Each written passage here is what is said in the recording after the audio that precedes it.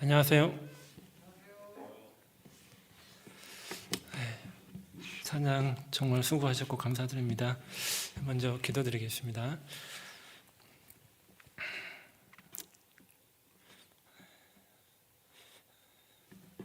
하나님 아버지 감사합니다.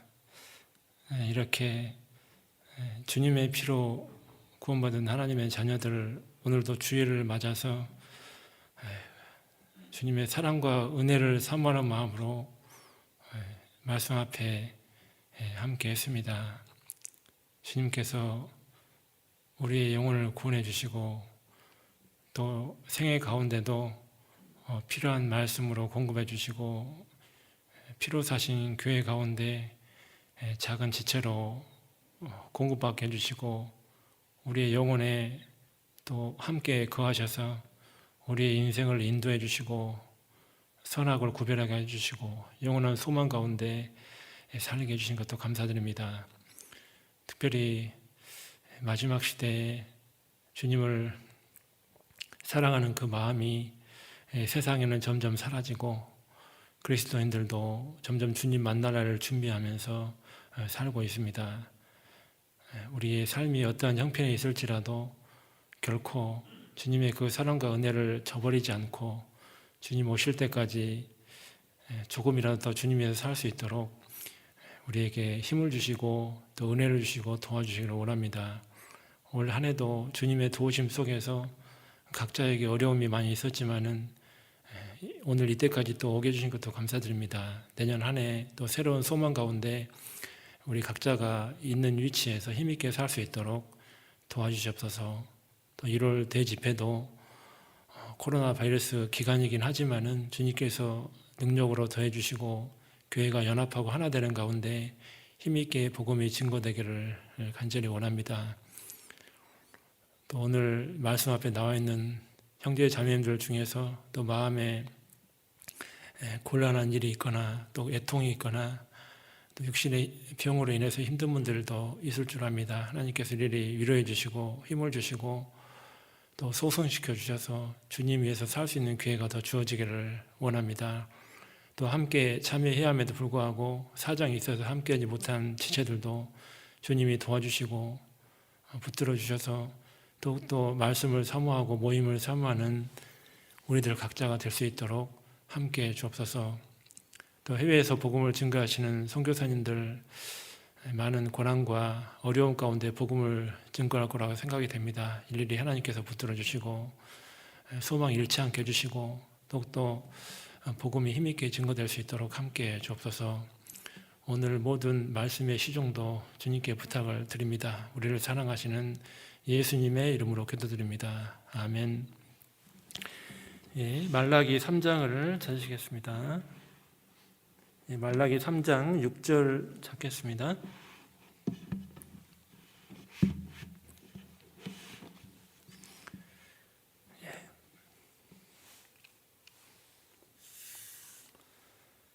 말라기 3장 6절 짧은 성경인데요.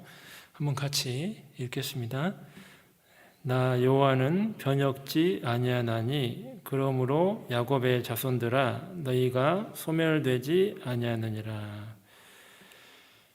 오늘 주제는 미리 광고가 돼서 이제 다 알고 계시겠지만 변치 않으시는 하나님이라는 주제로 말씀을 좀 드리려고 합니다. 하나님이 어떠한 모습을 변하지 않는지를 살피는 가운데 또 이 땅에 살고 있는 그리스도인들이 남은 생애 가운데 어떻게 살아야 될지 또 교훈을 받고 힘을 얻는 시간이 됐으면 더 좋겠습니다.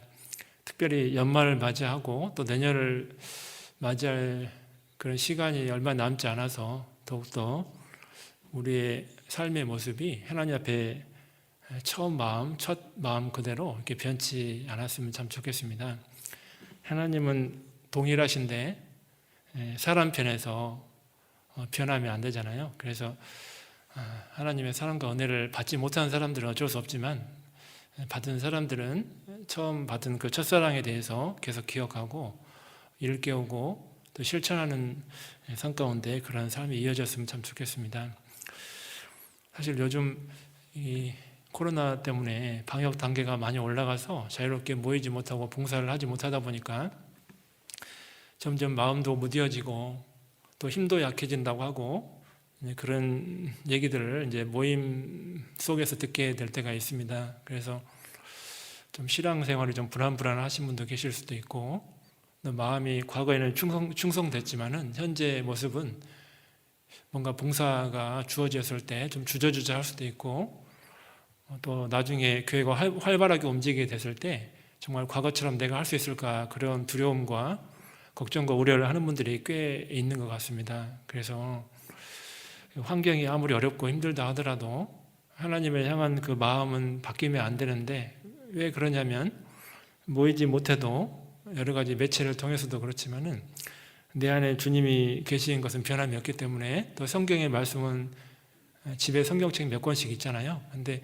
얼마든지 하나님을 가까이 할 수 있고, 또 기도는 어느 환경에 구애받지 않고도 할 수 있고, 얼마든지 할 수 있는데 내 마음이 바뀌면 안 될 것 같습니다. 성경에도 많은 위인들이 환경이 바뀌어서 믿음이 바뀌었던 사람들이 나오는데, 그것은 교훈받고 경계를 받기 위해서 하나님이 기록해 놨는데요, 그렇게 되지 않도록 자신을 매일매일 일깨우고, 경건 생활도 그렇고 또 복음을 전하는 삶도 이렇게 멈춰버리지 않도록 계속해서 잘 관리를 해야 되지 않을까, 그런 생각이 됩니다. 우리가 그런 말 많이 하잖아요. 자전거도 가다가 멈추면 넘어지잖아요. 뭐든지 이게 계속 움직이지 않으면 점점 약해지고, 우리 건강도 그런 것 같아요. 관리를 계속 할 때는 건강이 유지가 되는데, 책상에만 계속 앉아있고 전혀 운동을 하지 않으면 몸도 점점 약해지고, 나중에 뭔가 할 때 힘이 없어서 하지 못하는 일이 생기는데요, 신앙생활도 마찬가지인 것 같습니다. 신앙의 건강도 평상시에 계속 관리를 잘 해야만이 하나님이 기회를 주셨을 때 또 힘있게 살 수 있는데, 이제 그 기회를 줘도 내가 힘이 없으면 그 일을 하지 못하고 감당을 할 수가 없으니까 하나님의 능력을 나를 통해 나타나지 않지 않을까, 그런 생각이 조금 듭니다.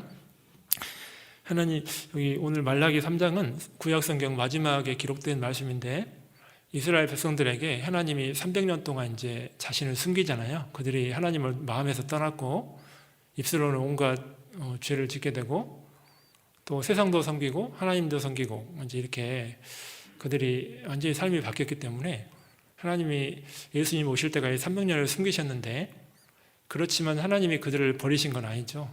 구약 성경에 많은 말씀들이 이스라엘은 절대로 망하지 않는다, 하늘의 별과 천체가 운행을 한다면 이스라엘은 망하지 않는다, 우리 에레미야 31장에 그런 말씀 있잖아요. 그래서 이스라엘에 대한 약속이 너무나도 많은데, 우리 구원받은 사람에 대한 모형이기도 하잖아요. 그래서 하나님이 아브라함과 이삭과 야곱과 또 무지개 언약도 그렇고요, 그리고 이 레위와 언약도 하고 또 에레미야 언약도 하고 이사야와 언약도 하고, 하나님이 성경에서 숱한 많은 계속해서 성경을 통해서 언약을 하셨거든요. 결코 너희를 버리지 않는다, 내가 너희와 항상 함께한다, 이제 그런 말씀을 계속해서 구약을 읽으면 계속 나옵니다. 신약도 마찬가지죠. 구원받은 그리스도인들이 내가 교회와 함께한다, 그런 말씀을 계속 하시기 때문에 하나님은 결코 그것을 변하지 않습니다. 이 영혼을 사랑하고 또 성도를 사랑하는 그 마음이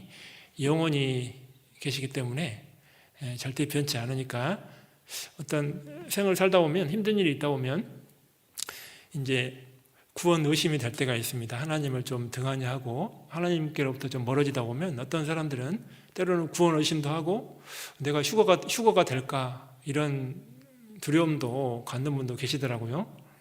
말씀을 좀 멀리하고 교회를 멀리하다 보면 그런 마음도 갖는 분도 계시고, 또 어떤 분들은 너무 큰 고난을 만나면 하나님을 이렇게 원망하고 환경을 탓하고, 이제 하나님으로부터 이렇게 좀 더 가까이 오면 좋은데 오히려 더 멀어져 버리는 일도 이게 생기기도 합니다. 그래서 코로나 시대에 또 환경이 쉽지 않고 녹록지 않다 보니까 더욱더 뭔가 힘있게 하기가 어렵고 제약이 많이 따르고, 그러다 보니까 이게 우리의 마음도 좀 무뎌지는 일이 있을 수 있겠다 많이 싶습니다.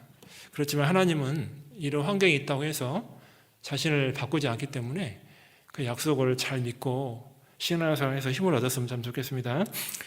우리가 하나님의 속성을 이야기할 때 가장 중요한 성경에서 그거부터 이야기해야 될 것 같은데, 먼저 잘 아시는 말씀이지만 한번 일부러 찾아볼게요.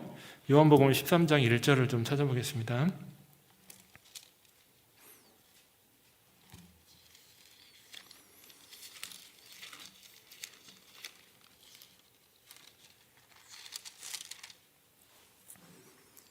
요한복음 13장 1절 말씀입니다.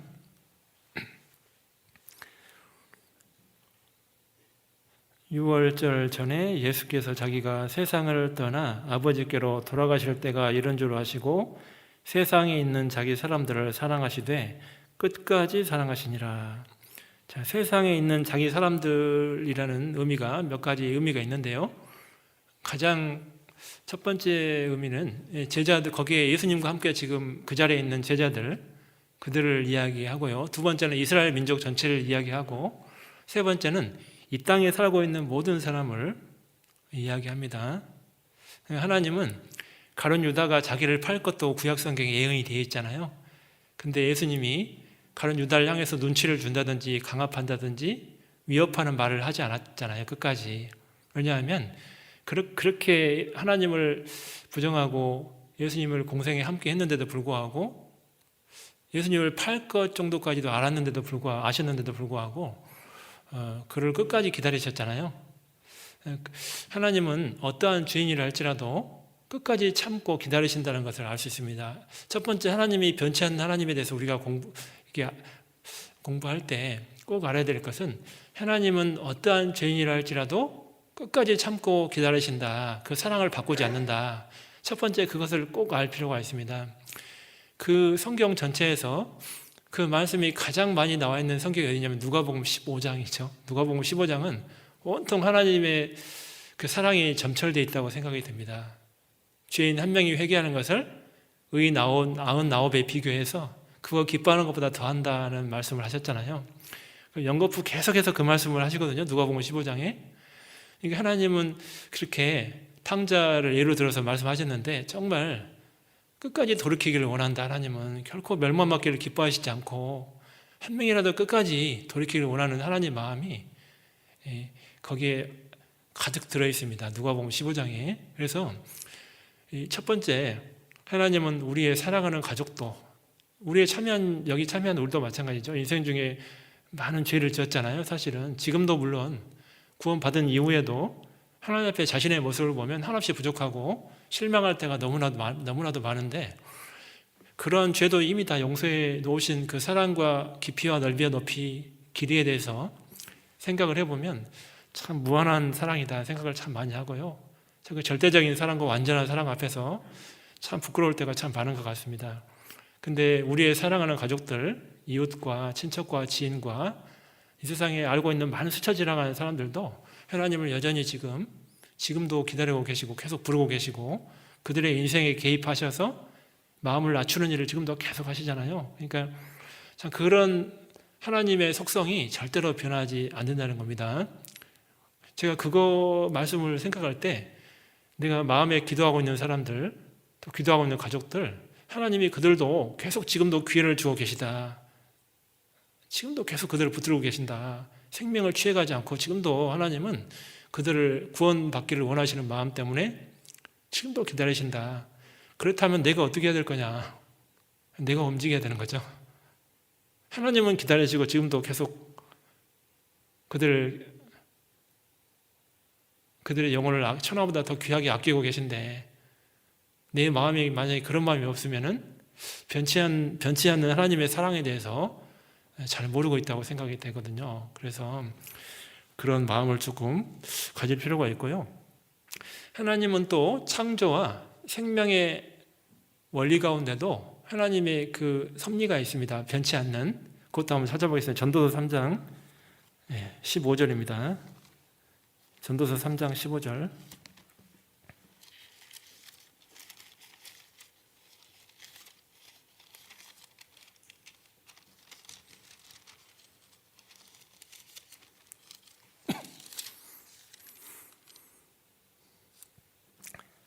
이제 있는 것이 옛적에 있었고 장래에 있을 것도 옛적에 있었나니 하나님은 이미 지난 것을 다시 찾으시느니라.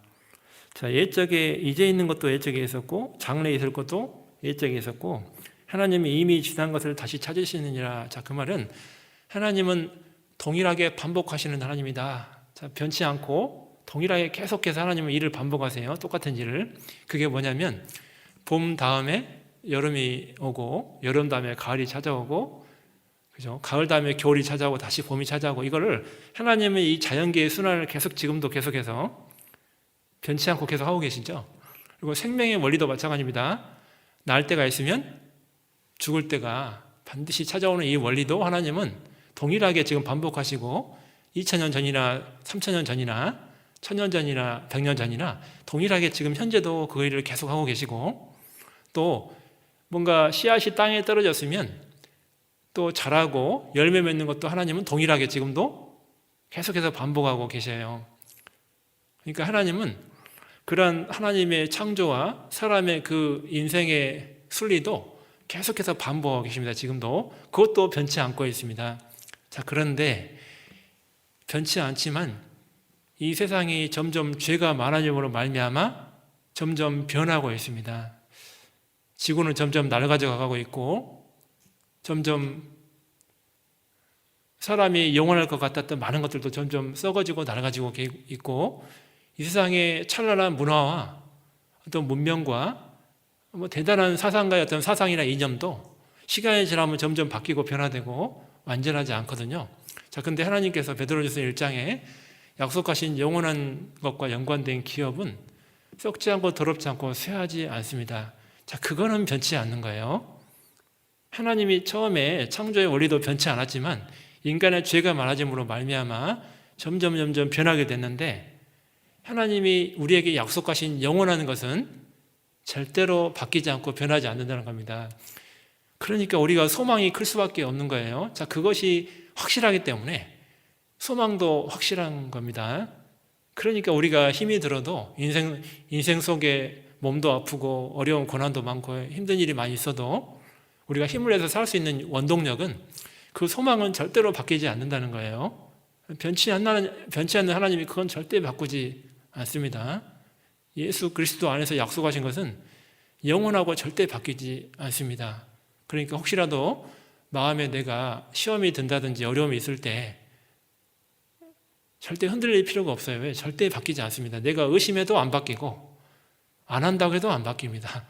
하나님은 그걸 부정할 수가 없습니다. 그러니까 그런 데서 소망을 조금 크게 가지셨으면 참 좋겠습니다.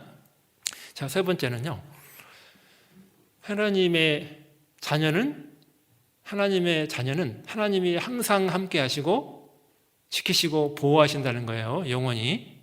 이것도 절대 바뀌지 않습니다. 우리가 잘 아시는 말씀이지만 요한복음 10장을 좀 찾아보겠습니다. 28절. 요한복음 10장 28절.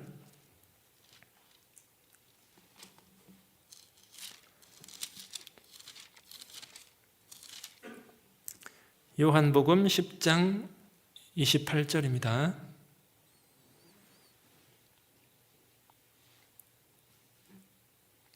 내가 저희에게 영생을 주노니 영원히 멸망치 아니할 터이요 또 저희를 내 손에서 빼앗을 자가 없느니라.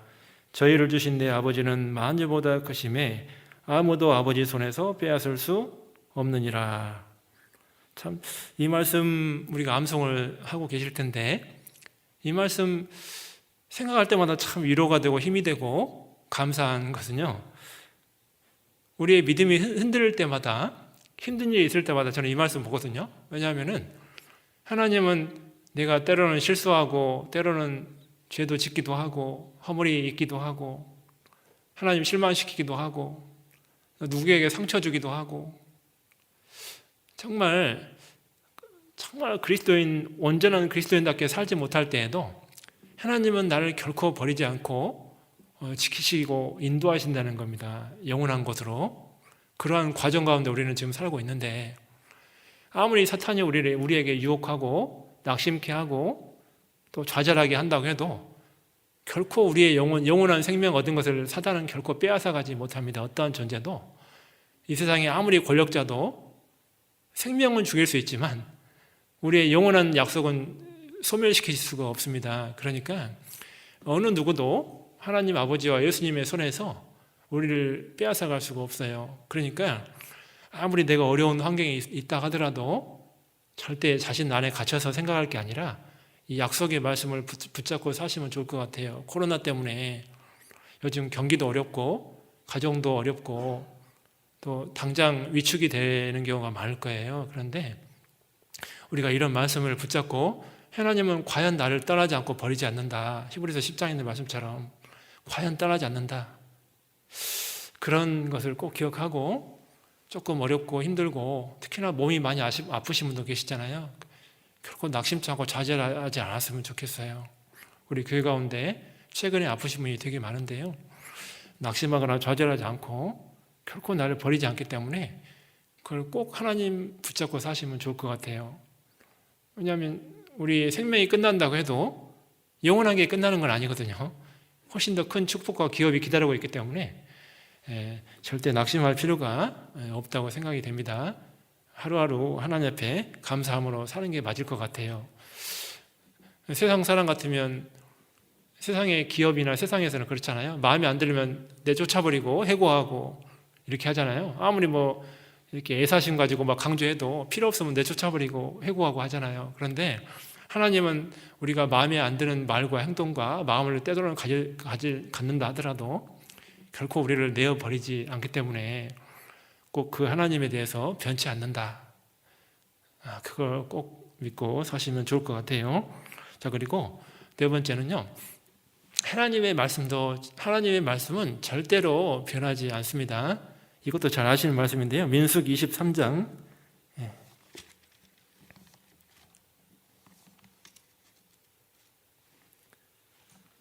민수기 23장 19절입니다.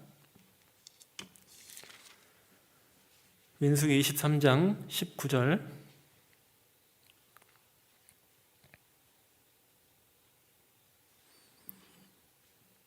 하나님은 인생이 아니시니 시건치 않으시고 인자가 아니시니 후회가 없으시도다. 어찌 그 말씀하신 바를 행치 않으시며 하신 말씀을 실행치 않으시랴.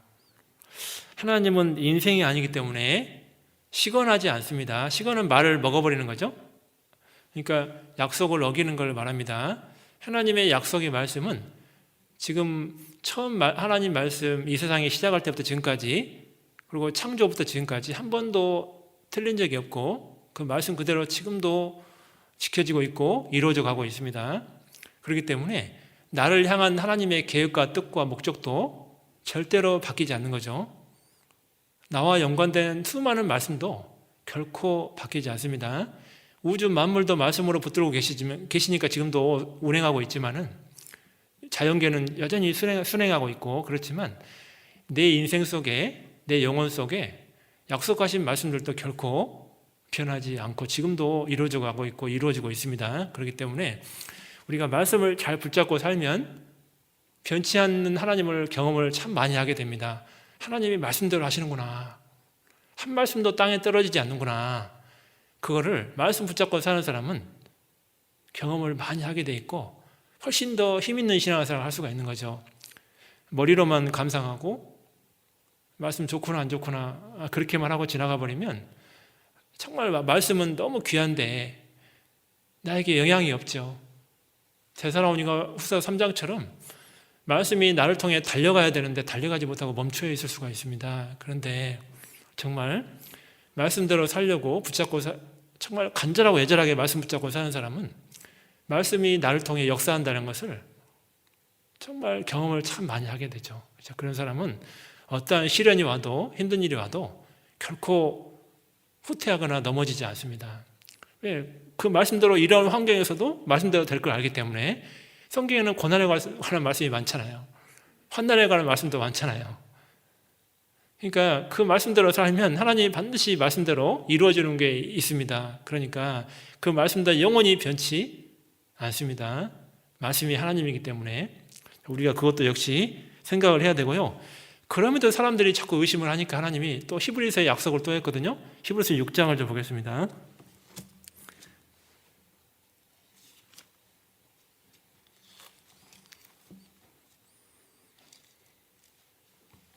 히브리서 6장 13절입니다.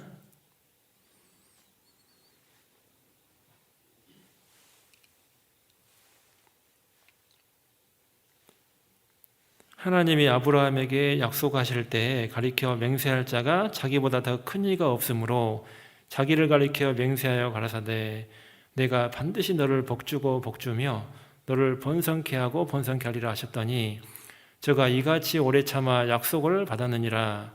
사람들은 자기보다 더 큰 자를 가리켜 맹세하나니 맹세는 저희 모든 다투는 일에 최후 확정이니라. 자, 17절 18절은 함께 읽어보겠습니다. 하나님은 약속을 기업으로 받는 자들에게 그 뜻이 변치 아니함을 충분히 나타내시려고 그 일에 맹세로 보증하셨나니 이는 하나님이 거짓말을 하실 수 없는 이 두 가지 변치 못할 사실을 인하여 앞에 있는 소망을 얻으려고 피하여 가는 우리로 큰 안위를 받게 하려 하심이라. 하나님이 우리가 못 믿을까 봐, 의심할까 봐 약속만 한 게 아니고요, 맹세로 보증까지 하셨습니다. 우리가 세상에서도 계약을 맺을 때 보증을 하잖아요. 보증하면 확실하죠, 그거는. 근데 말로 구두로만 약속하면 사람이 이게 오리발 내밀 수 있고 그렇지만은 보증까지 확실히 도장을 찍어버리면, 법무사 사무실에 보증을 받고 변호사의 공증을 받아버리면 그건 확실하잖아요.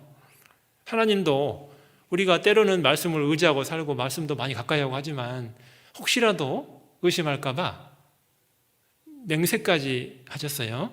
이 두 가지 사실이 뭐냐면 약속하시고 맹세한 두 가지, 그죠? 그래서 세상 헛된 일에, 세상에 잘못된 많은 죄악에 우리가 빠지지 않고 피하여 가는 우리에게 그 소망이 확실하다는 거, 하나님의 약속이 확실하다는 거, 그거를 확실히 알게 해주려고 맹세까지 하셨습니다.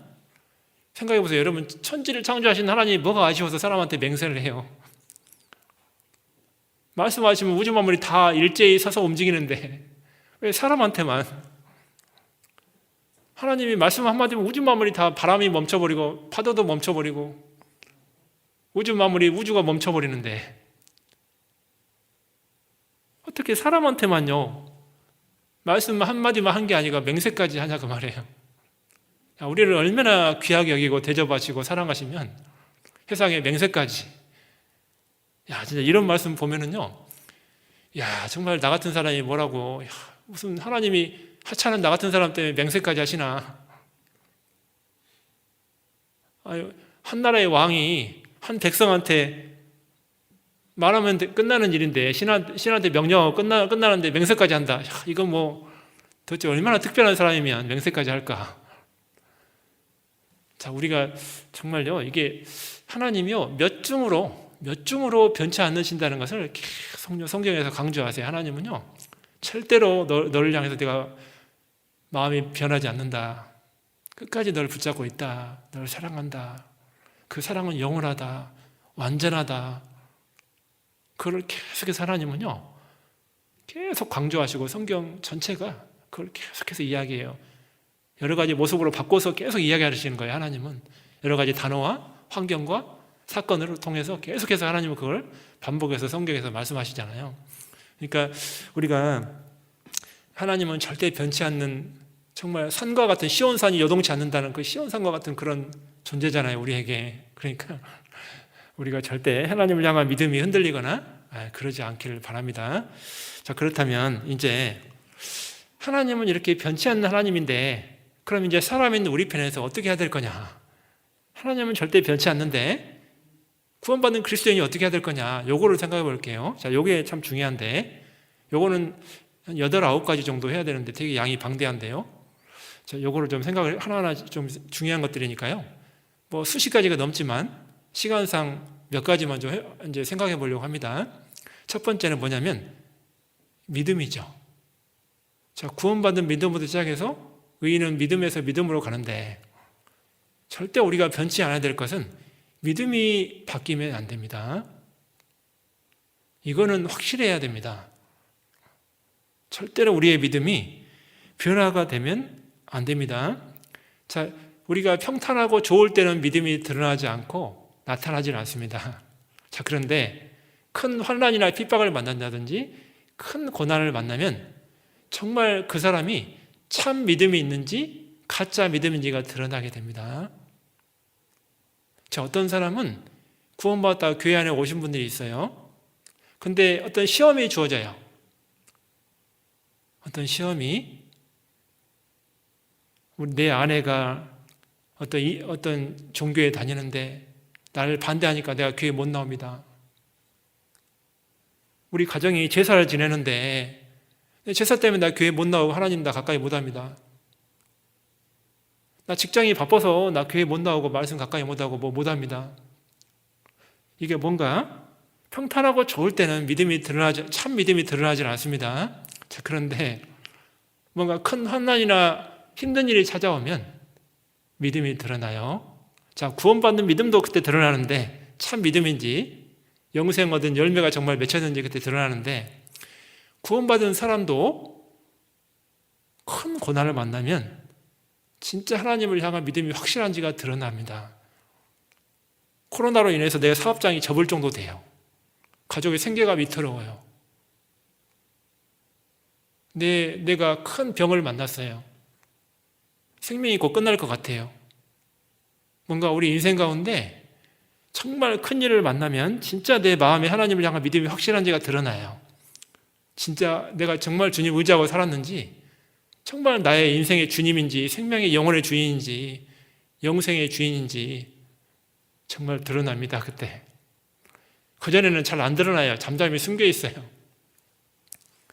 그냥 교회당 왔다 갔다 할 때는 잘 몰라요. 근데 진짜 어려운 일을 만나면 정말 내가 하나님을 향한 믿음이 확실한지가, 정말 변하고 있는지, 여전히 내 믿음이 확실한지가 드러나게 돼 있어요. 자, 그때 생각을 잘 해봐야 됩니다. 정말 내가 참 믿음을 가지고 있는지 아닌지. 평탄할 때는 서로 비교해도 몰라요.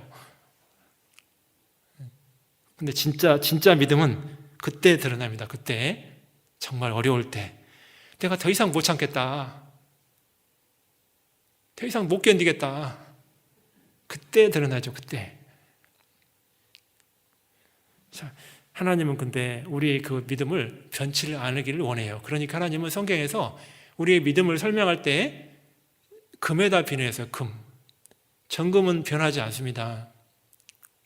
근데 그걸 통해 교훈 하나 또 받을 게 있어요. 이 세상의 금은 최고의 가치가 99.99%입니다. 100%가 없어요. 아세요? 24K 100%가 아닙니다. 이 세상의 금은 100%가 없어요. 불가능해요. 99.99%예요. 최고가. 100% 없습니다. 근데 하나님의 믿음은 99.99% 해야 될까요? 100% 해야 될까요? 하나님과 연관된 것은 100% 해야지 인정되는 거예요. 이 세상에 99.99%가 되면 안 돼요. 구원도 99.99% 믿는다. 근데 0.1% 못 믿어. 그거는 불완전한 믿음이잖아요. 내가 이런 모든 죄는 다 용서받았어. 근데 이거 죄 하나 하는데 이건 안 돼. 그거 불완전한 믿음이죠. 어떤 분은 아니 내가 이렇게 어려운데 굳이 헌금을 해야 돼? 내가 이렇게 어려운데 굳이 봉사를 해야 돼? 내가 이런 상황인데 모임에 나가야 돼? 아무리 나머지 잘해도 그 한 가지가 안 되면 그 사람은 100%가 아닌 거예요. 하나님을 향해서 믿음이. 구원은 받았어도 살아가면서 믿음은 100%가 아닌 거예요. 이게 우리의 삶 가운데 그런 게 너무 많죠. 자, 그리고 하나님이 믿음을 설명할 때 우리 그리스도인들의 삶을 어떻게 살아야 될 걸 또 뭐에다 비유했냐면 소금에 비유했죠. 소금. 마태복음 5장 13절을 한번 찾아보겠습니다. 소금. 예. 마태복음 5장 13절.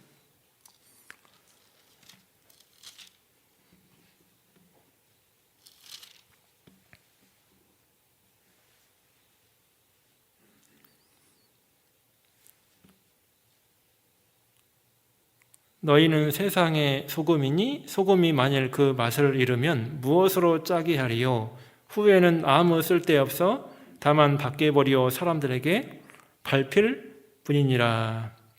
자, 그리스도인을 향해서 하나님은 세상의 소금이라고 했습니다. 여러분, 소금의 중요한 기능이 두 가지가 있는데, 여러 가지가 있지만 가장 중요한 게 두 가지가 있죠. 첫 번째는 부패를 막는 거죠. 두 번째는 맛을 내는 겁니다.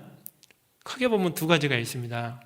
자, 그런데 소금이 제 역할을 못하면 부패하게 되고 아무 맛이 없게 돼요. 음식에 아무 쓸모가 없게 됩니다. 왜 이런 말씀이 나오게 됐냐면, 이스라엘의 소금은 정제염이 아니고 암염이에요. 정제염은 우리 그 바닷가 가다 보면, 이렇게 서산이나 이런 데 가다 보면 바닷가 물을 가둬가지고 이렇게 소금을 만들잖아요. 그건 정제염입니다. 그런데 이스라엘의 소금은요, 암염이에요. 이게 소금기하고 불순물하고 섞여가지고 석화된 거예요. 돌처럼 단단하게 된 거예요. 그래서 조금씩 채취해서 이제 정제 과정을 거쳐갖고 소량의 소금을 얻습니다. 이스라엘 소금은. 그러니까 우리가 이 말씀을 우리나라 바다를 보면 이해가 좀 안 되죠. 이런 말씀은. 그러니까 그 암염을 채취해가지고 불순물을 흙이나 뭐 마그네슘이나 기타 해로운 것을 제거하고 순수한 소금은 조금밖에 얻을 수 없어요. 그러니까 많은 걸 채취하죠. 조금밖에 못 얻으니까. 그게 이스라엘 소금인데, 이제 찌꺼기들도 소금인데요. 밭에다 못 버리죠. 밭이 다 버려버리니까 길거리에 버리는 거예요. 그러니까 밟히는 거죠. 자, 그런 이스라엘의 모습을 가지고 예수님이 이 말씀을 하셨으니까, 하나님이 이 말씀을 하신 거잖아요. 그러니까 소금, 제대로 된 소금이 아니면 땅에 밟히는 거죠. 자, 그리스도인이 세상 가운데 살면서 하나님의 영광을 드러내고 하나님을 기쁘시게 하고 살아야 되는데, 하나님께 모든 걸 다 받아놓고도 받지 않는 것처럼 하나님을 부인하고 은혜를 부인하고 이제 그럴 수가 있거든요. 소금이 맛을 잃어버리면 아무 쓸모가 없게 되는 거죠. 맛도 못 내고 부패도 막지 못하는 거예요. 소돔성에 의인 10명이 없어가지고 소돔성의 멸망을 못 막았죠. 그리스도인이 사라져버리면 점점 부패해져서 결국은 심판을 받을 수밖에 없는데, 예루살렘에 진리를 찾는 사람 한 명이 없어서 멸망을 당했잖아요. 자, 우리 이 시대에 2000년대를 사는 우리들이 그 맛을 잃어버린다면은 하나님이 더 이상 세상에 기대할 것이 없죠. 그 심판을 빨리 해버릴 수밖에 없잖아요. 그러니까 우리의 중요한 목적 중에 하나가 소금이 맛을 잃으면 안 되는 거예요. 우리의 모습을 바꾸면 안 되는 거죠. 우리는 그리스도인이 세상 사람이 아니잖아요. 세상 사람이 좋아하는 거 다 좋아하고, 세상 사람이 아까워하는 거 아까워하고, 그리스도인은 그러면 안 되죠. 구별돼서 살아야 되는데, 세상 속에 살아도. 근데 그 맛을 잃어버리면, 동화돼 버리면, 타협해 버리면,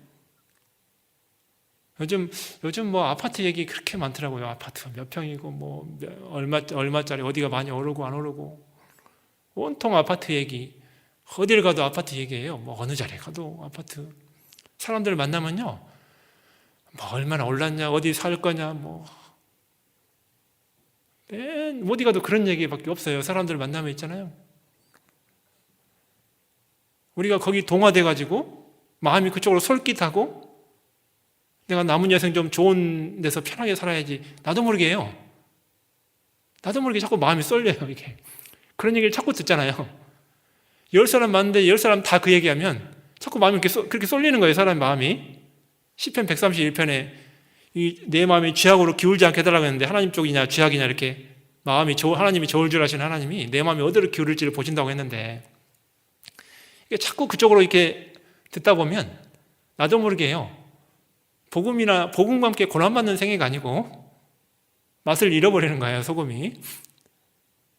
어느 순간 나도 모르게 세상 사람을 동화돼 가지고요, 그것이 마치 진리인 것처럼, 정답인 것처럼 노후를 좋게 만드는 이런 쪽에 많이 마음을 두고 살게 되고, 세상 사람처럼 뭔가 진리와 함께 고난받는 사람이 점점 멀어지게 되는 거예요. 이렇게 맛을 점점 잃어가는 거예요. 소금이. 자, 그럴 수가 있습니다. 마지막 시대는 그런 일이 많이 일어날 거예요. 구원받은 사람도 그럴 수가 있습니다. 이게 맨날 어딜 가도 그런 얘기니까. 지금은요, 주식으로 얼마 벌었더라, 뭐 어땠더라, 뭐 그런 얘기 있잖아요. 순전히 요즘 세상 사람들은 어떻게든 뭐 돈 벌고 뭐 하고 이런 거잖아요. 전부 다 요즘 금을 사야지 돈 버니, 또 이런 얘기, 누가 어디 가니까 또 그런 얘기 하더라고요. 금값이 떨어졌는데 금을 사면 또 나중에 오를 때가 있다고. 또 그러니까요, 온통 그러니까 오로지 그냥 이 황금 만능주의 있잖아요. 온통 마음이 그런 거예요. 이게 편하게 살고, 편리하게 살고, 윤택하게 살고, 많은 걸 누리고, 이런 거 있잖아요. 어디를 가도 다 그런 얘기 뿐이에요. 집 한 채 장만해야 되고, 뭐 해야 되고, 어떻게 살아야 되고, 어디를 가도 그런 얘기. 그러니까 고난하고는 점점 멀어지죠, 이렇게. 편하게 살려고 이제 하는 마음이 가득하니까. 그러니까 그런 그리스도인이 정말 그렇게 돼버리면 안 될 거라고 생각이 됩니다. 사울왕은 처음에 겸손했지만 점점 시간이 흐르면서 교만해졌죠. 맛을 잃어버렸어요. 대만은요, 골로새서에 나오는 대만은 열심히 살았습니다. 사도와 함께 복음을 위해서. 근데 디모데후서에 나오는 대만은 5년밖에 차이가 안 나는데 세상으로 가버렸습니다. 5년도 믿음을 못 지켰어요. 대만은. 자, 우리는 대마처럼 안 되죠. 처음에 구원받았을 때는 정말 하나님만 생각하고 살았고, 복음만 생각하고 살았고, 찬송가도 내 입에서 떠나지 않았고, 밖에 있는 나무 하나 보더라도, 식물 하나 보더라도 날 위해서 만들었다고 막 눈물 흘리고 기뻐하고, 감사하고, 내가 주님 위해서 살겠다. 야, 말씀 막 저녁 늦게까지 말씀 읽고, 말씀이 너무 좋아서 막 그랬는데 어느 순간 지나면서 말씀은 짐이 되고, 말씀이 있는 것은 독서가 되고, 감동은 안 되고 독서가 되고, 기도는 습관이 되고, 형식이 되고, 그럴 수가 있습니다. 이게 마음이 첫 마음 같지 않은 거예요. 그러다 보면 대마처럼요, 처음에는 주를 위해서 열심히 살았는데 5년도 지나지 않아서 세상으로 가버릴 수가 있습니다. 신앙을 여러분 잘 지키셔야 돼요. 까딱하다가는요, 누가복음 18장에 있는 말씀처럼 내가 세상에 다시 올 때 믿음을 보겠느냐, 그런 말씀에 내가 해당될 수가 있어요. 주님 오셨더니 처음 믿음하고 다른 거예요. 그리스도인을 데리러 왔더니 다른 거예요. 변해 있는 거예요. 자, 그럴 수가 있습니다. 주님 오실 날이 가까운데. 자, 그리고 두 번째는 하나님에 대한 사랑이 변하면 안 되겠습니다. 자, 요한계시록 2장을 보겠습니다.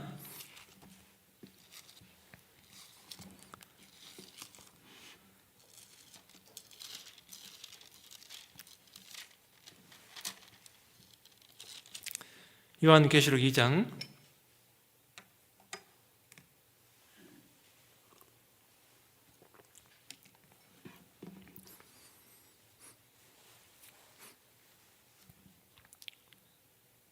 '에베소 교회의 사자에게 편지하기를 오른손에 7 별을 붙잡고 7 금 촛대 사이에 다니시는 이가 가라사대 내가 내 행위와 수고와 내 인내를 알고 또 악한 자들을 용납지 아니한 것과 자칭 사도라 하되 아닌 자들을 시험하여 그 거짓된 것을 내가 드러낸 것과 또 내가 참고 내 이름을 위하여 견디고 게으르지 아니한 것을 아노라. 그러나 내가 너를 책망할 것이 있나니 너의 처음 사랑을 버렸느니라. 그러므로 어디서 떨어진 것을 생각하고 회개하여 처음 행위를 가지라. 만일 그리하지 아니하고 회개치 아니하면 내가 내게 임하여 내 촛대를 그 자리에서 옮기리라. 그럼 에베소라는 뜻은 미끄러지다 이런 뜻이 있는데요. 헬라어로 하나님의 사랑에서 미끄러지는 것을 말합니다. 에베소 교회가 사도 바울이 3차 전도 여행 때 드란노 소원에서 2년 반 동안 도합 3년 정도 힘있게 말씀 전해서 잘 세워졌거든요.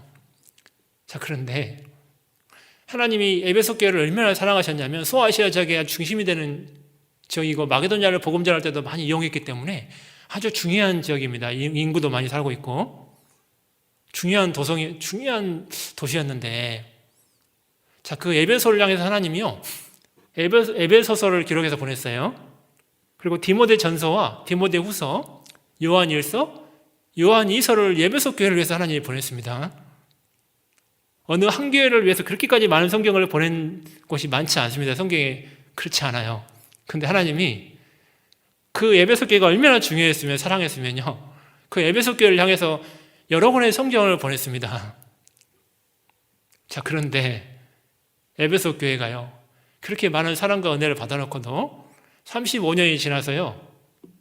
하나님의 사랑을 버렸어요. 아니, 그렇게 많은 그렇게 하나님의 관심과 애정을 많이 받았는데 어느 교회에 그렇게 많은 말씀을 집중적으로 준 교회가 있나요? 그런데요. 그걸요. 하나님의 사랑을 버려버린 거예요. 봉사는 잘하고 일은 잘하는데 예수님 자체의 사랑을 잊어버렸어요. 자, 그러면 교회는 경색이 되고 딱딱해집니다. 사랑이 식어버리면 정죄가 많아지고 딱딱해지고 봉사는 잘하는데 근본을 잊어버리니까 딱딱해져요. 상처가 많고요. 사람 간에 말로 인한 상처도 많고 사랑이 식어버리면 그런 일이 많이 생기는 거예요. 근데 사랑이 넘치면 봉사를 못해도 문제가 안 되고 좀 성격이 거친 형제자매가 있어도 문제가 안 되고 어떤 것도 문제가 안 돼요. 그러니까 밖으로 사랑이 전해지고 위로와 힘을 많이 성도들이 얻고 삶 가운데 힘있게 사는 거예요. 근데 사랑이 식어버리면 상처가 많고 애통하는 사람이 많고 세상에서도 위로받지 못하는데 교회까지 와서 위로를 못 받게 되고 이런 일이 생기는 거죠. 그러니까 힘도 못 받으니까 세상에서 넘어지게 되는 거죠. 점점. 이 코로나 시대에 서로 많이 만나지 못하다 보니까 두려운 건 우리의 사랑이 식을까 봐 참 두려워요. 성도 간의 사랑이 식을까 봐, 하나님을 향한 사랑이 식을까 봐. 왜? 봉사나 힘있게 복음 전하는 가운데 하나님의 사랑을 더 크게 느끼는 건데 그 일을 많이 제약을 받다 보면 하나님에 대한 사랑이 식을까 봐 성도 간의 접촉이 적어지다 보면 사랑은 희생인데 희생이 점점 사라지니까 섬기는 게 사라지니까 사랑이 식을까 봐 변할까 봐 정말 두려운 거예요. 이 시대가 지금. 혹시 내 마음이 인색해진 거 아닌가? 누구 주변 어려운 형제자매도 내가 우리 가족밖에 모르고 혹시 내가 거기까지 마음이 안 가고 혹시 점점 위축이 되고 인색해지고 있는 거 아닌가? 내 마음이 점점 만남과 접촉이 적어지다 보니까 사랑이 식는 것이 아주 두려운 거예요. 나중에 뭐 해보자고 했을 때 사랑이 식어서 하려고 하면 이제 힘이 없는 거예요. 본격적으로 해봅시다. 안 되는 거예요. 이스라엘의 번제단의 불은 절대로 꺼지면 안 되는 거죠. 하나님이 명령하셔서 절대 꺼뜨리지 말라고. 우리가 있잖아요. 주님에 대한 사랑과 열정과 이 마음이 이게 식어버리면 아무것도 못하는 거예요. 그리스도인이. 그때는 육신의 행위밖에 없어요. 마음은 전혀 없고. 그러니까 쉽게 부딪히고 돌끼리 부딪히는 거예요. 산돌은 마음에 하나님의 영혼 속에 채워주신 사랑과 은혜가 가득해야지 돌의 성격이 안 나오고 부딪히지 않는데 이게 껍데기만 남아버리면 돌끼리 서로 상처 주고 부딪히고 힘들게 돼 있어요. 이게. 그러니까 있잖아요. 우리의 마음에 영혼 속에 하나님의 사랑과 은혜가 가득해야 돼요. 그게 우리 수요 말씀 때마다 듣는 에베소서 3장 17절부터 19절 말씀이에요. 하나님의 사랑과 은혜와 높이와 길이가 정말 충만해지면 점점 알아지면 성령의 능력을 충만하게 하셔가지고요. 하나님의 능력을 엄청나게 교회 가운데 하는 거예요.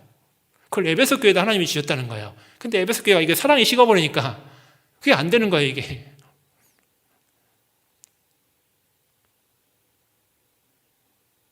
우리 가운데 역사하신 능력대로 그렇게 많이 듣는 말씀이 능력이 안 나타나는 거죠. 사랑이 식어버리면.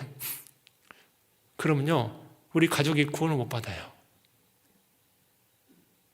내 기도 부탁 세상자가 구원을 못 받아요.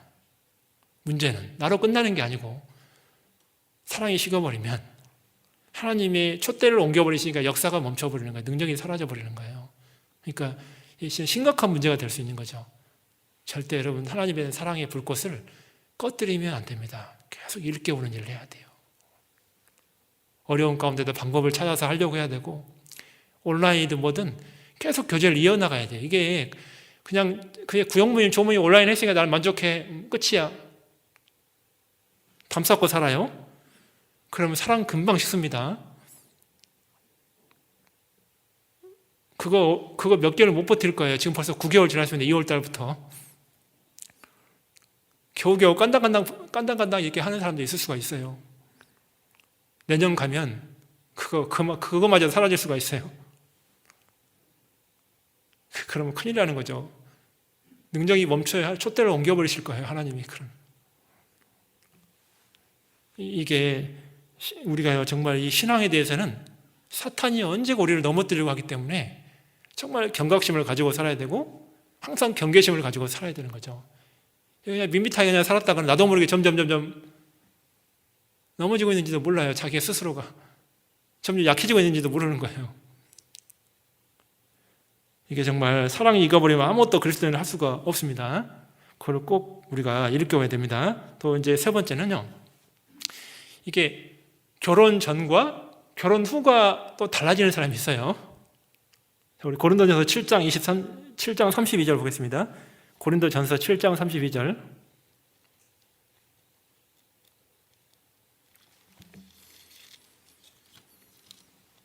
고린도전서 7장 32절과 32절부터 34절까지입니다.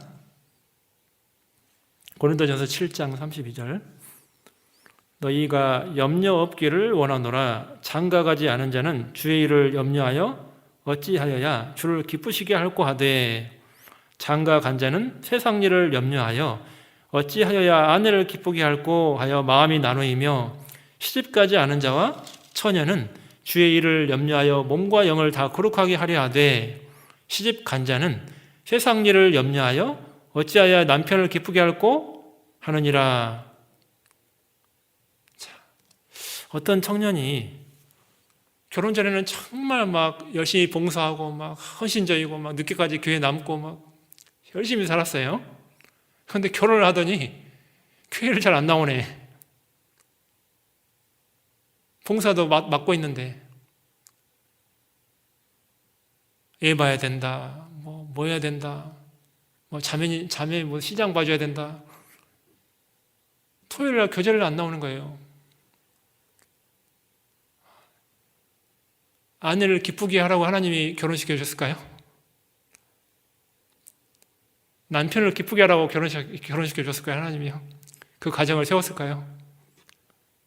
단순히 그 정도 만족만 하라고, 육신의 만족만을 위해서 하나님이 결혼을 허락했을까요? 교회 가운데서 천하보다 귀한 사람들 구원해가지고 한 가정을 이뤘는데, 이 교회를 이뤘는데 단순히 그 정도 목적 가지고 하나님이 결혼시킬 것 같습니까?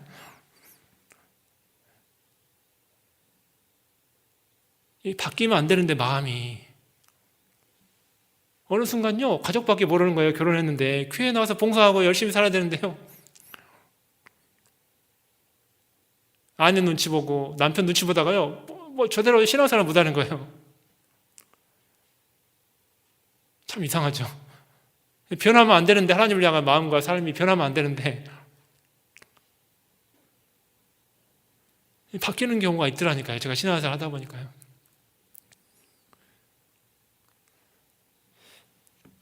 차라리 결혼을 안 했으면 더 충성되고 더 많은 영혼을 건졌을 사람이 결혼했더니 신앙이 바뀌어버린 거예요. 참, 하나님이 이 교회, 이 가정이라는 걸 세워서 얼마나 많은 일을 하시는데요. 이게 자녀도 양육할 뿐만 아니라 이 자녀들도 구원받게 하고, 양쪽 양 가문에 어마어마한 사람들을 전도도 하고 막 어마어마한 일들을 하는데요. 이게 육신으로 바뀌어버리면은 그 하나님의 일이 멈춰버려요. 이게 엄청난 하나님의 계획과 뜻이 멈춰버리는 거죠. 이게 너무나 안타까운 일이 되는 거죠. 바뀌면 안 되는데, 그 마음이 결혼 전이나 후나 바뀌면 안 되는데 그런 경우가 있더라고 말입니다. 이게 그러니까 이런 말씀이 기록됐을 거예요. 있으니까, 고린도 교회도 있었기 때문에. 자, 그리고 또 하나요. 물질이 있을 때와 없을 때 우리의 마음이 바뀌면 안 됩니다. 하나님을 향한 마음이. 물질이 있고 평탄할 때는 막 신앙생활 되게 잘해요. 근데 좀 물질이 없고 환경이 어려워지면 또 태도를 바꾸시는 경우가 있어요.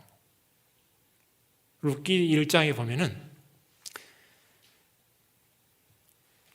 엘리멜렉의 가족들이 나오잖아요. 자, 그런데 이 베들레헴 땅에 기근이 생겼는데 거기서 하나님의 베들레헴 땅에 얼마나 약속이 많습니까?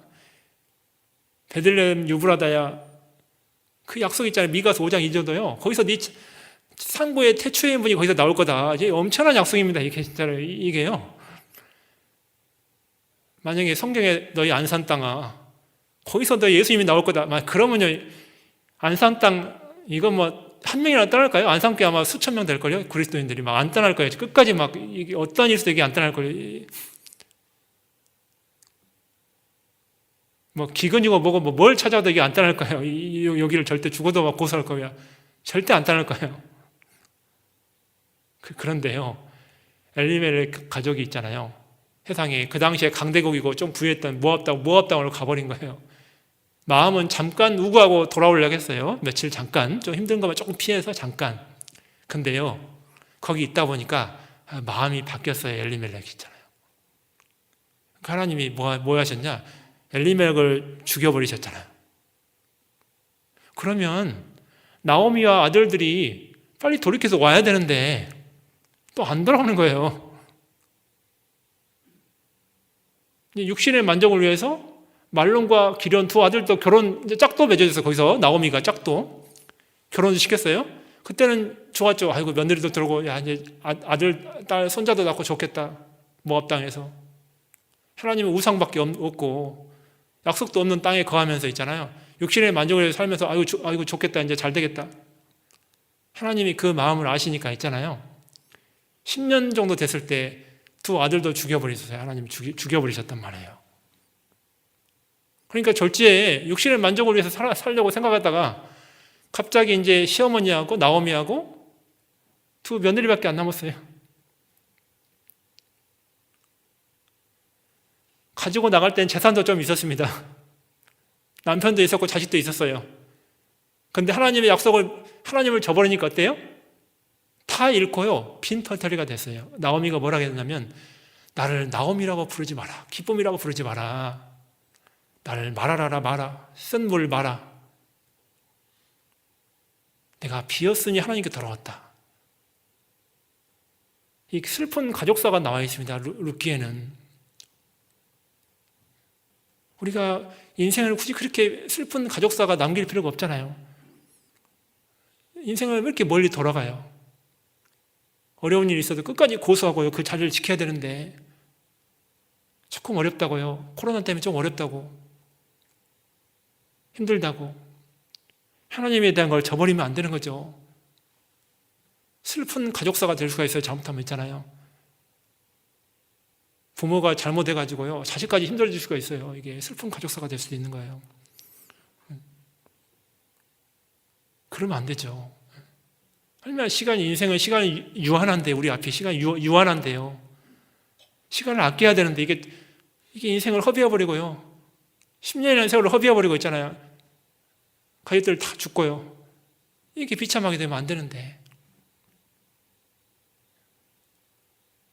그럴 수가 있습니다. 여러분, 환경이 바뀌고 좀 어려워진다고 해서 절대 하나님을 향한 마음이 바뀌면 안 되는 겁니다. 슬픈 가족사가 될 수 있어요. 우리 가정에. 자, 우리가 그것도 역시 생각해 볼 때가 있고요. 또 어떤 사람은 건강이 좋을 때는 신앙생활을 되게 잘해요. 자, 근데 건강이 좀 안 좋아졌다고 신앙의 모습을 바꾼 분이 있어요. 여러분, 그러면 안 됩니다. 건강이 좋든 안 좋든 하나님에 향한 믿음과 신앙과 사랑은 바뀌면 안 되는 거예요. 역대하 16장을 보겠습니다. 역대하 16장.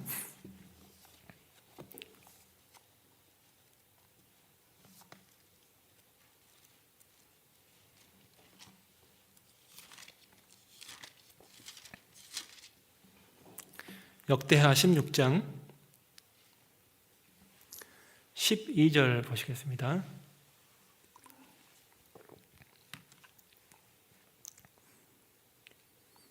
아사가 왕이 된 지 39년에 그 발이 병들어 심히 중하나 병이 있을 때에 저가 여호와께 구하지 아니하고 의원들에게 구하였더라.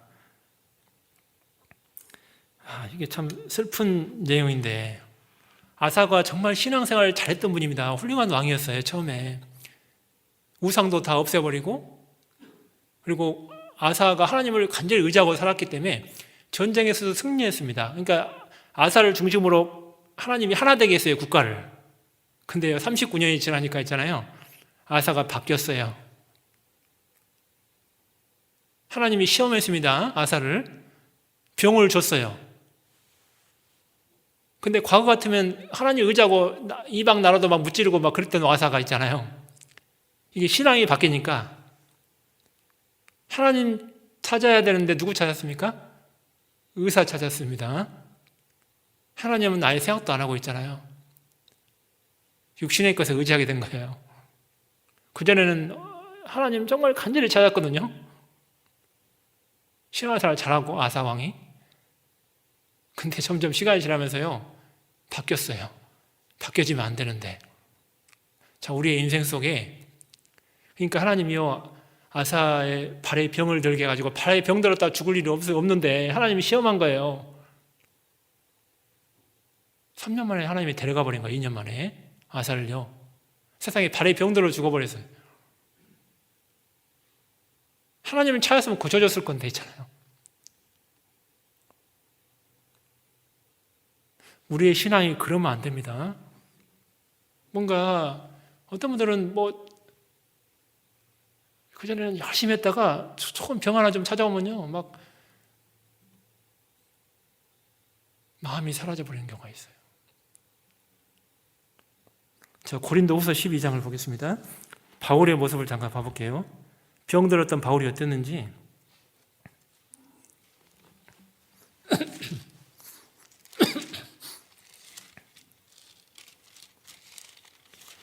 고린도후서 12장 7절부터 보시겠습니다.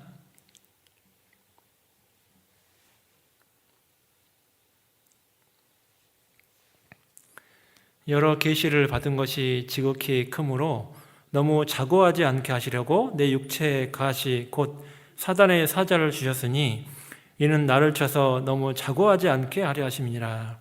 이것이 내게서 떠나기 위하여 내가 3번 주께 간구하였더니 내게 이르시기를 내 은혜가 내게 족하도다. 이는 내 능력이 약한 데서 온전하여 짐이라 하신지라. 이러므로 도리어 크게 기뻐함으로 나의 여러 약한 것들에 대하여 자랑하느니 이는 그리스도의 능력으로 내게 머물게 하려 함이라. 10절 가지겠습니다. 그러므로 내가 그리스도를 위하여 약한 것들과 능욕과 궁핍과 핍박과 곤란을 기뻐하노니 이는 내가 약할 그때 곧 강함이니라. 진짜 구원을 받았으면 약할 때 곧 강함이 돼야 됩니다. 정상적인 신앙생활 하는 사람은 있잖아요. 근데 약한 일을 만났다고 해가지고 오히려 더 약해져 버리는 경우가 있어요. 하나님이 그렇게 하라고 한 게 아닌데요. 바울처럼 힘들면 기도할 수 있죠. 하나님 이 병 좀 낫게 해주세요. 이런 환경 좀 극복하게 해주세요. 근데 때로는 하나님이 빨리 극복 안 하게 해줄 수도 있어요. 바울처럼 교만하지 않도록 있잖아요. 그 병 때문에라도 하나님 붙잡고 살게 하려고 했잖아요. 하나님 의지하고 살게 하려고 했잖아요. 그때 정말 잘해야 됩니다. 뒤로 후퇴할 것인지 아니면 그 힘든 가운데서도 어떻게든 주님 의지하고요. 그걸 극복하고 이겨내고 더 주님께서 쓰임을 크게 받아가지고 더 많은 사람을 구원받게 할 건지. 제가 여러 교회 거치면서요, 이게 정말 강팍한 가족들 구원받게 하는 일들을 제가 본 적이 있는데, 제가 어느 교회에 있을 때 어떤 자매님이 있었거든요. 근데 언니가 너무 강팍해요. 막 아무리 해도 안 돼요. 막 다른 여호와의 증인인가 거기 다니는데 너무 강해요. 막 골수분자라 너무 강해요. 이건 들어갈 틈이 없어요. 아무리 해도 안 돼요. 그 자매님이 눈물로 기도부터 하고 맨날 그렇게 살았어요. 막 열심히. 그러니까 하나님이 그 자매님한테 뭘 줬냐면요, 암을 준 거예요. 말기암. 근데 놀라운 거는 그 말기암 걸린 그 자매님이요, 그 어려운 환경에서도 있잖아요.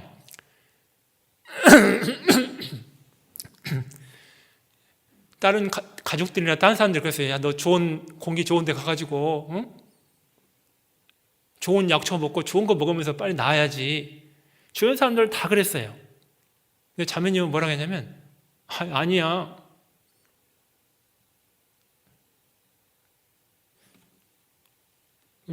언니 때문에 내가 갈 수가 없어. 근데 결국엔요, 자매님이 지금은 소천하셨거든요. 그런데 이제 수년 지났는데요.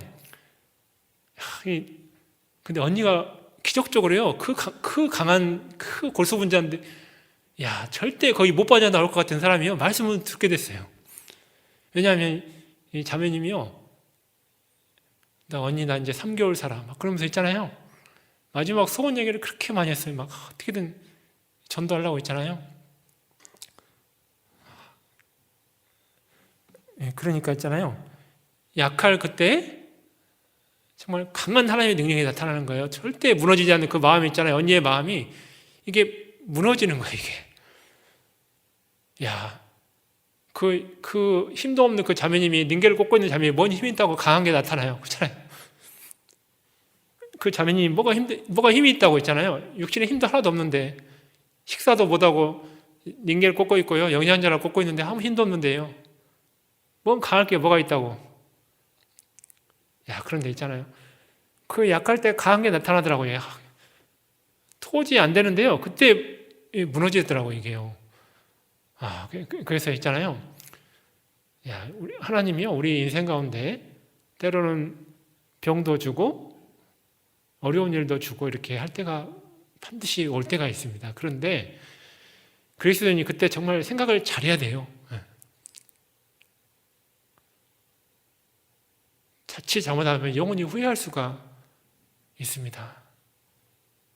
그러니까 정말 이 사도 바울처럼 있잖아요, 궁핍이 있고 정말 가난이 있고 정말 몸이 아파서 정말 이런 가운데서 이런 전 대륙을 다니면서 복음을 전하고요, 이렇게 몸이 아프고 힘든데도 바울이 있잖아요, 정말 목숨을 각오한 신앙생활이죠. 바울 같은 경우에 정말 오로지 하나님밖에 모르고 있잖아요. 교회밖에 모르고 하나님밖에 모르고 온통 교회 염려밖에 할 줄 모르고 눈물로 그들을 각각 훈계하고, 바울은요 온통 그냥 정말 바울은 훌륭한 진짜 신앙인 같아요. 정말 같은 성적을 가졌는데도 정말. 우리 고린도전서 9장 또 우리가 반치 않아야 될 게 있는데요.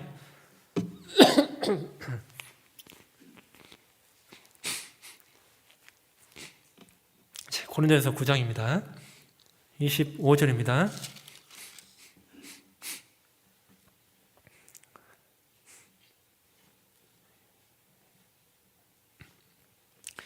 이기기를 다투는 자마다 모든 일에 절제하나니 저희는 썩을 멸류관을 얻고자 하되 우리는 썩지 아니할 것을 얻고자 하노라. 그러므로 내가 다름질하기를 향방 없는 것 같이 아니하고 싸우기를 허공을 치는 것 같이 아니하여 내가 내 몸을 쳐 복종하게 함은 내가 남에게 전파한 후에 자기가 도리어 버림이 될까 두려워함이로라. 정말 우리는 모두는 다 이기기를 원해요. 내가 어제 실수했던 거 내일은 실수 안 하고 싶고, 어제 하나님 실망시켰던 거 내일은 실망 안 시키고 싶고, 내가 어제 말 실수한 거 내일은 실수 안 하고 싶고, 내가 어제 누구하고 다퉜는데 내일 가면 내일은 다투지 않고 싶고, 내가 어제 성경 못 봤는데 내일은 보고 싶고, 내가 어제 피곤해서 기도 못했는데 내일은 내가 기도하고 싶고, 내가 이번에는 내가 뭐 가족 사정이 있어서 모임 못 갔지만 내일은 모임 가고 싶고, 우리가 이 육신의 많은 것들을 이기고자 하는 마음이 다 있어요. 구원받은 사람은. 없는 사람은 구원받은 사람이 아니에요. 누구나 다 있다고요. 작든 크든 누구라도. 성령이 여기 계신 사람은 누구라도 이기고 싶은 마음이 다 있습니다. 그걸 없는 사람은 한 명도 없습니다. 구원 확실히 받았다면. 자, 그런데 이기려면 절제를 잘해야 된다는 거예요. 절제 있잖아, 절제. 우리가 육신적으로 조금씩 견눈질을 하는 것들이 있어요. 저쪽에도 조금 끼웃, 저쪽에도 좀 끼웃. 곁눈질을 하는 것들이 있다고요, 우리가. TV도 곁눈질하고, 취미생활도 곁눈질할 때가 있고, 육신적인 것도 곁눈질할 때가 있고, 이게 곁눈질하는 게 되게 많아요, 우리 생애 가운데. 그런데 절제를 잘못하면 내가 복음 전하고 헌신을 했고 내가 도리어 하나님께 버림받을 수가 있다는 거 아셔야 돼요. 그러니까 사도 바울은 자기 몸을 정말 매일 쳤어요. 여러분, 자기 몸을 치면 아파요, 안 아파요?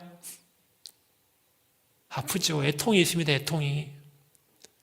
마음에 애통이 있다고요. 충분히 할 걸 못하면 마음에 애통이 있어요. 내가 조금만 옆에 곁눈질하면 내가 좀 더 인생을 편하게 살 수 있는데, 조금 더 돈도 벌고 좀 더 윤택하게 살 수 있는데, 직장 조금만 좋은 데 가면 신앙생활 조금 교제 못 나와도 내가 훨씬 더 월급도 많아지고, 내가 조금 더 좋은 아파트 살 수 있고, 자녀도 훨씬 더 질 높은 교육 시킬 수가 있고, 내가 조금만 저기 할 수 있으면 그렇게 살 수 있는데, 근데 진짜 그리스도인이 있잖아요. 내가 교제 나가야 되니까 나 이 직장 내가 월급 많이 줘도 못 가. 내가 100평대 아파트 갈 수 있는 능력이 돼도 해외 선교 내가 헌금 많이 해야 되고 주님 위해서 살아야 되니까 내가 절제할 수밖에 없어. 내가 이만큼 살면 됐어.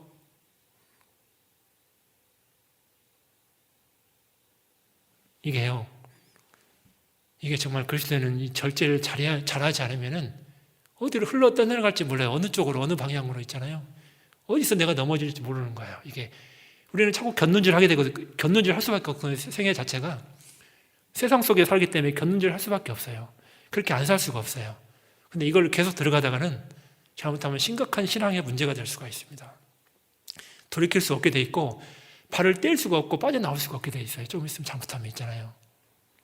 그러니까 이 절제를 정말 잘해야 돼요. 남이 몰라줘요. 내가 헌금한 건 남이 압니까? 몰라요. 내가 주님 사랑하는 거 남이 다 몰라요. 내가 성경 가까이 하는 거 남이 몰라요. 밤에 피곤한데 세수해가면서 기도하는 거 남이 몰라요, 형제매가. 마음에 힘든 것들이 있다고 이게 남이 다 몰라줘요. 몸이 아파도 교회 나갈 수밖에 없는 내 마음을 다 몰라줘요. 자, 그런데 하나님이 계속 보고 계세요. 마음과 생각과 내 마음의 뜻과 내 발걸음을 안고 일어서면 하나님이 보고 계세요. 형제자매는 몰라줘도 하나님이 나를 보고 계시고 알아주세요.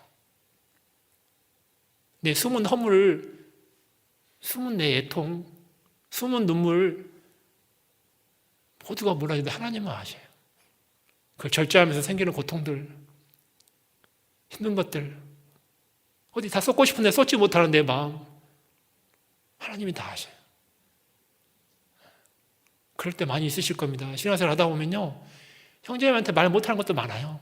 판단받을까 봐, 누구 또 비방하는 말이 될까 봐, 누구에게 저촉이 될까 봐, 다 말 못하는 것도 되게 많아요. 이 안에 주님 앞에 갈 때까지 가져가야 될 것도 많아요. 그러니까 그리스도에는 눈물이 많고 애통이 많아요. 답답한 게 많이 있기 때문에.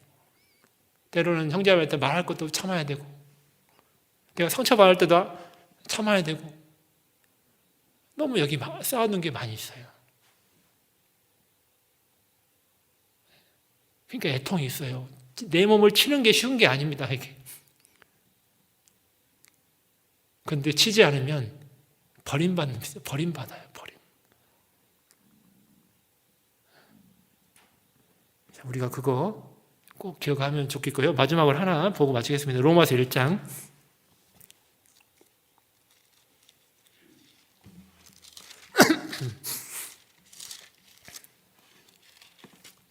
로마서 1장 13절입니다.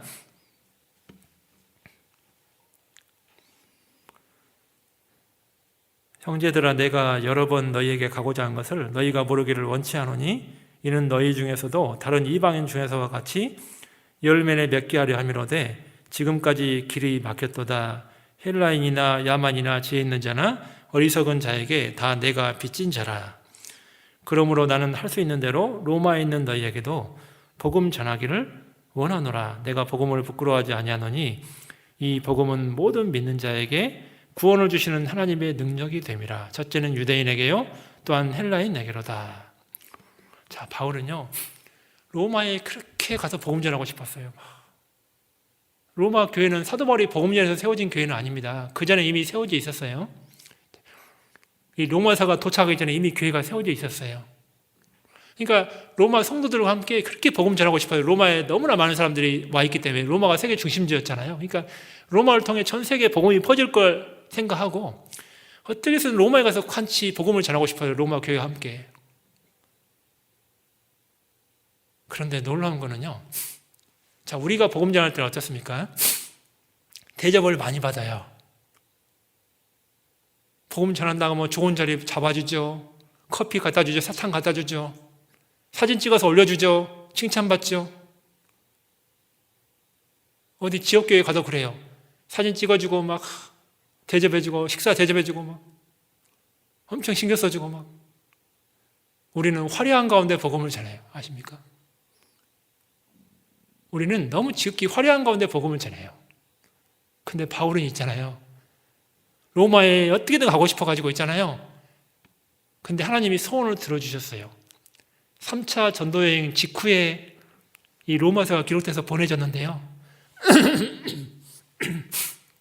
바울은 있잖아요, 주 예수의 신분으로, 그것도 대해를 건너가면서 폭풍으로 배가 다 파손되고 죽을 위기 맞이하면서 이제 있잖아요, 가자마자 감옥으로 갔어요. 감옥으로.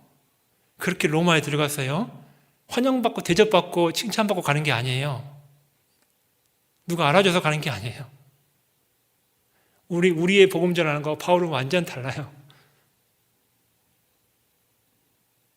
복음은 고난과 함께 전해지는 거지, 기분 좋게 평탄하게 칭찬받아가면서 좋은 소리 들어가면서 다 알아줘가면서 형제에게 다 칭찬받고 알아주고 그렇게 해가면서 그렇게 전해진 게 아니에요. 아무도 몰라줘도 바울의 소원은 이루어졌어요. 세상에 누구도 알아주지 않고 세상에 순교가 기다리고 있는데 하나님이 소원을 들어줬거든요. 바울의 소원을 로마에 가게 했어요. 좋은 길로 간 게 아니죠. 족쇄에 묶였어요. 지수의 신분으로 갔어요. 야, 근데 우리는 편안하게 복음 전하려고 그래요. 누가 조금 안 좋은 소리 하면 때가 아닌가 봐. 누가 좀 좋은 소리 해주면 그래, 이 사람은 착한 사람이니까 복음 전해야지.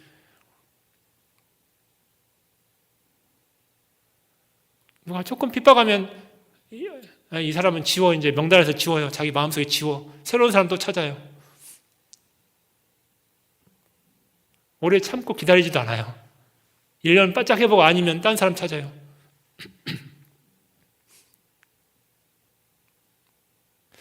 과연 이 로마서에 기록된 이 마음, 하나님의 마음하고 자, 내 마음하고 비교를 잘해봐야 됩니다.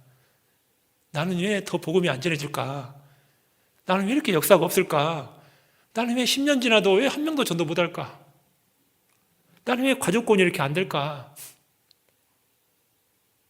직장생활 다니는데 내가 왜 나한테 영혼을 붙여주지 않을까, 하나님이? 돈은 열심히 버는데 왜 나는 직장생활 하는데 한 명도 전도를 못할까? 왜 그럴까 도대체? 한번 우리가 생각을 잘 해봐야 됩니다. 복음은 여러분 편안하게 전해지는 게 아닙니다. 많은 고통이 수반되어 있고 애통이 수반되고 핍박과 고난과 환난이 수반되어 있는 것이지, 우리 시대처럼 편안하게 복음 전하는 게 아니었어요. 과거 역사 속에서 모든 그리스도인들이. 그러니까 여러분 능력이 나타나지 않는 거예요. 하나님이 역사할 수가 없어요. 카톡방에서 형제자매가 못 안 알아줘도, 누가 칭찬 안 해줘도 이런 마음으로 살아야 돼요. 모두가 다 내게 빚진 자다. 사도 바울이 그랬잖아요. 모두가 다 내게 빚진 자다. 왜 이렇게 말하는지 아세요? 왜 모두가 바울이 무슨 그들에게 빚졌어요, 실제로? 실제로 무슨 돈 빌려서 빚지고 그런 게 아니잖아요. 왜 바울이 그들에게 다 빚졌어요? 모든 세상 사람에게 다 빚졌어요, 바울은. 하나님이 구원해 줬을 때 바울을요, 사도행전 9장에서 구원해 주자마자 뭐라 하냐면 너는 이방인의 사도로 내가 너를 세웠다 그랬어요. 이방인의 사도로 내가 너를 세웠다. 그러니까 하나님이 특별하게 바울에게 14권을 기록할 수 있는 성경 지혜도 주시고 바울에게 능력도 주시고 바울에게 기가 막힌 동역자들 주시고 바울에게 내 은혜가 되게 조카도다. 은혜도 엄청 바울에게 많이 주시고 셋째 하늘 올라가는 것도 보게 하시고 바울에게 하나님이 엄청난 걸 줬어요. 하나님께 빚져 있어요, 바울은. 그걸 받은 대신에 바울은 뭐 해야 되는 거죠? 영혼들에게 달려가야 되는 책임이 있는 거예요. 빚져 있는 거예요. 하나님께 엄청 받았거든요. 안 달려가면 빚가 안 갖고 가는 거예요, 하나님한테. 우리가 이 땅에 살면서 있잖아요. 엄청나게 받고 있어요, 하나님한테. 솔직히 오늘 하루 생명부터 시작해서 지금까지 있잖아요. 우리가 구원받고 지금까지 받은 걸 생각하면 너무나 셀 수 없이 많죠. 근데 받아놓고 있잖아요. 빚져놓고 하나님한테 빚져놓고 영생부터 다 빚져놓고 엄청난 빚을 졌는데 안 갖고 가면 하나님이 얼마나 우리를 책망하시겠어요. 바울에게는 모든 이방인 사람들이 다 빚져 있어요. 그러니까 3차 전도행까지 로마까지 죽기를 각오하고 복음 전하는 그 먼 거리를 있잖아요. 다 빚진 사람들이니까 받은 게 너무 많기 때문에 하나님한테. 자, 우리는 너무 받은 게 많아요. 너무 많이 빚져 있어요, 하나님한테요. 살다가 얼마 안 남은 이 삶이라도 조금이라도 갚다가 이제 100%는 못 갚아도 있잖아요. 100%는 내가 못 갚아도 최선을 다해서 갚다 가야 됩니다, 하나님 앞에. 그것이 하나님의 뜻입니다, 뜻. 내 인생 속에 정말 나머지 구원받은 인생 속에 하나님이 간절하게 원하는 거예요. 하나님 마음이 온통 세상에 있기 때문에 있잖아요. 우리가 내년 한 해는 더욱더 그런 마음으로 이렇게 교회가 연합하고 정말 복음을 위해서 하나가 되고 서로 상처받지 않고 형제하며 서로 사랑하고 정말 그런 마음으로 사셨으면 참 좋겠습니다. 말씀은 여기서 마치고요. 마지막 인사를 좀 이제 드려야 될 것 같은데요. 어느덧 안산교회 온 지도 제가 8년이 좀 넘었습니다. 그동안 2012년에 두렵고 떨림으로 안산교회 부임을 받고 지금까지 왔는데요. 아마 저로 인해서 때로는 또 서운한 것도 있고 때로는 또 상처가 혹여라도 있을 수도 있고 그럴 수도 있을 수도 있는데요. 이 자리를 들어 정말 죄송하게 생각하고 혹시라도 그런 게 있다면 부족한 사람이 하나님의 도우심으로 겨우겨우 살고 있는데요. 그런 측면에서 조금 이렇게 넓은 아량으로 좀 마음을 넓혀서 받아주시면 좋겠고요. 그리고 어머니가 이제 90세인데 이제 그동안 이제 안산교회 식구들이 제가 이 전도인의 일을 한다고 저희 가족을 위해서 기도를 많이 해주신 것을 너무나 잘 알고 있고 그런 얘기를 너무나도 많이 들었습니다. 그래서 저희 어머니가 지금까지 사신 것도 안산교회 식구들의 기도와 그런 기도의 힘과 능력으로 지금까지 살고 계신 것 같아요. 너무나도 감사드리고요. 그리고 우리 주찬이하고 주성이도 초등학교 1학년과 유치원 4세 때 왔는데 이제 고등학교 1학년 키가 저보다 더 크게 이렇게 인생이 바뀌었어요. 삶이. 아들을 보면은 시간이 많이 흘렀다는 것을 참 많이 느껴집니다. 저보다 키가 좀 더 컸더라고요. 아무튼 참 많은 우리 가족을 위해서 기도해 주시고 부족한 게 많은데도 지금까지 이렇게 올 수 있도록 하나님의 일을 감당할 수 있도록 사랑으로 애정으로 품어주신 것 너무 감사드립니다. 가족을 대표해서요. 가족은 오늘 이렇게 코로나 때문에 나오지 못했지만은 대표해서 제가 그 감사 인사를 마지막으로 드리고 싶습니다. 아무튼 항상 영육간에 강건하시고 우리 이게 영원히 헤어지는 건 아니니까요. 선교 가는 것도 아니고 김포로 가게 됐는데요. 아무튼 어디에 제가 가더라도 혹시라도 생각나시고 제가 부족한 게 많은 사람이니까요. 지금처럼 좀 기도해 주시고 어디 가서라도 힘있게 쓰임받을 수 있도록 계속 그런 마음으로 해주시면 좀 고맙겠습니다. 그러면 찬송하겠습니다. 기도하고 찬송하겠습니다. 하나님 아버지 감사합니다. 하나님이 우리의 하는 것을 보지 않고 오로지 주님의 의로 우리를 구원해 주시고 거저 은혜로 영원한 천국의 모든 기업을 누릴 수 있도록 인생 가운데 함께 해주신 것 감사드립니다. 하나님이 도우심과 은혜가 아니면 우리가 하루도 제대로 살 수가 없고 소망도 없고 우리는 이 세상에 살 아무런 가치도 없는데 주님의 은혜 속에 우리가 오늘 이때까지 또 앞으로 살 수 있습니다.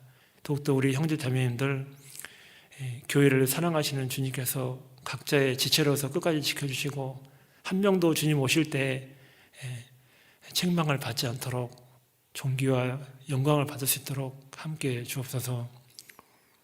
또 담임 목사님을 중심으로 우리 전도연실 귀한 또 우리 목사님 전도사님들 또 귀한 일꾼들 하나님 하나 돼서 계속해서 복음을 위해서 정진할 수 있는 우리들 될 수 있도록 함께 주옵소서. 모든 것 주님께 감사와 찬송과 영광을 돌립니다. 우리를 사랑하시는 예수님의 이름으로 기도드립니다. 아멘.